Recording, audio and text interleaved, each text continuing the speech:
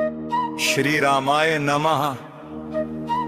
प्रिय श्रोतागण, पिछले एपिसोड में हमने जाना कि राम कथा कोई साधारण कथा नहीं, बल्कि मनुष्य को मनुष्य बनाने की दिव्य यात्रा है।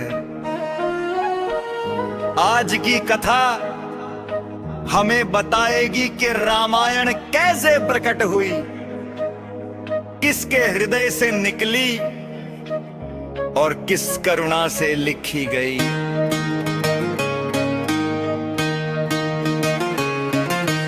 एक समय की बात है, तीनों लोकों में विचरण करने वाले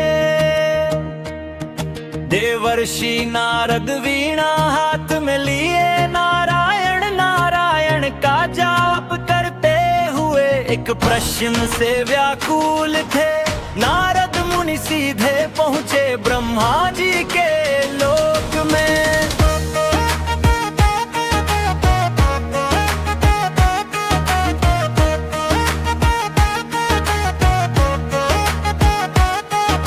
हाथ जोड़कर बोले, हे पिता, मैं इस पृथ्वी पर क्या कोई ऐसा मनुष्य है जो एक साथ सत्यवादी हो, धैर्यवान हो, पराक्रमी हो और करुणामय भी हो।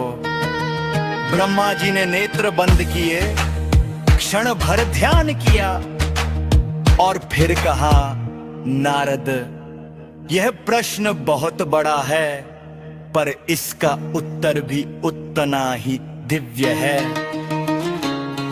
ब्रह्मा जी बोले, अयोध्या नगरी में इक्ष्वाकु वंश में एक राजा प्रकट होंगे। राम वे पुत्र होंगे, पर पिता से भी अधिक धर्मनिष्ठ। वे पति होंगे, पर त्याग में अद्वितीय।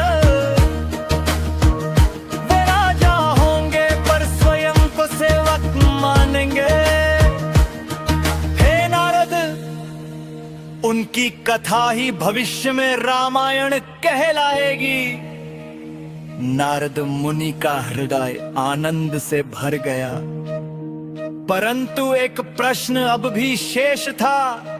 हे प्रभु, इस दिव्य कथा को कौन लिखेगा? ब्रह्मा जी बोले, ये कार्य उसी के लिए है जिसने पाप से पुण्य तक की यात्रा की हो। और तभी चित्र में आते हैं महर्षि वाल्मीकि। पर प्रिय भक्तों, वाल्मीकि हमेशा से महर्षि नहीं थे।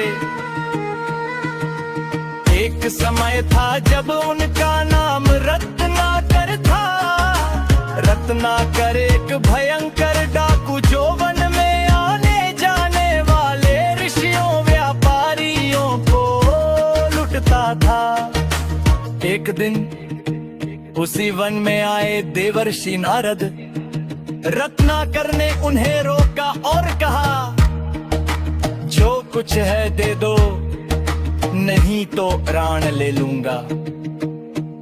नारद मुनि मुस्कुराए और बोले, हे रत्नाकर, क्या तुम जो पाप कर रहे हो उसका फल तुम्हारा परिवार भी भोगेगा? रत्नाकर ठिठक गया। उसने कहा, हाँ, मैं परिवार के लिए ही तो करता हूँ। नारद बोले, तो जाओ पूछाओ अपने परिवार से। रत्नाकर गया और जब उसने पूछा, क्या तुम मेरे पाप का भाग लोगे? सबने मुंह फेर लिया। किसी ने कहा, हमारे कर्म हम भोगेंगे।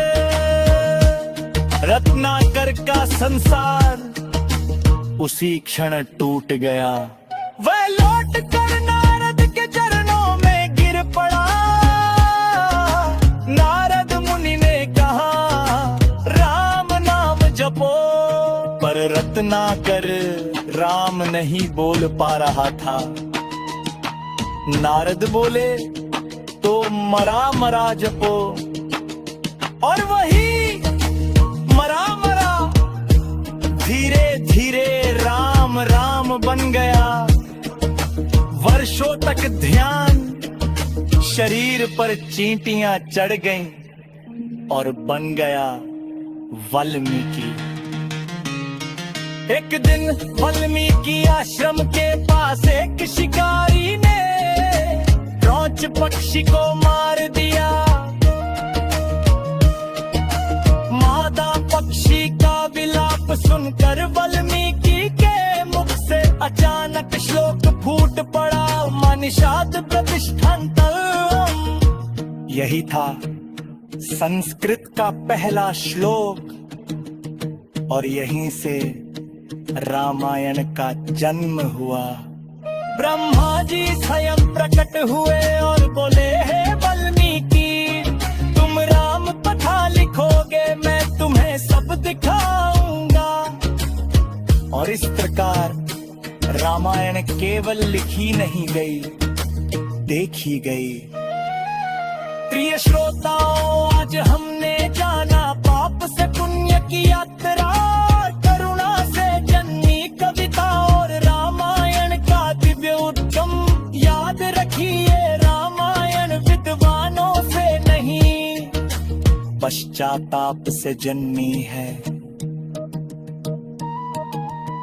फिर अगले एपिसोड में अयोध्या नगरी और इक्ष्वाकु वंश का वैभव, जहां हम देखेंगे अयोध्या का दिव्य वर्णन, राजा दशरथ का जीवन और रामावतार की भूमिका।